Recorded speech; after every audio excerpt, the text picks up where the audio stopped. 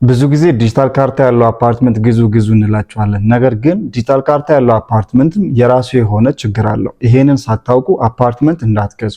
እንዴት መሰላችሁ? ዲጂታል ካርታ ያለው አፓርትመንት አንዳንድ ዲቨሎፐሮች ወይም ደግሞ አፓርትመንት ኦነሮቹ ካርታውን አስይዘው ይበደሩበትና ለእናንተ በኮፒው ያዋውላቸዋል። ስለዚህ በኮፒው ተዋዋላችሁ ማለት ኦሪጂናል ካርታውን በእጃችሁ አላስገባችሁ ማለት ነው። ስለዚህ ምን ማድረግ መቻል አለባችሁ? ከዕዳ እገዳ ነፃ መሆን ውልና ማስረጃ ሄዳችሁ ቼክ ማድረግ መቻል አለባችሁ። ከዛ በኋላ ምንድነው ሙሉ ኦነርሺፕ ራይቱን ነው የምትገዙት አንድን አፓርትመንት ስትገዙ። ያ ማለት ምንድነው የማከራየት፣ የመሸጥ፣ አስይዞ የመበደር እንዲሁም ሌሎች ተያያዥ መብቶች አሉ።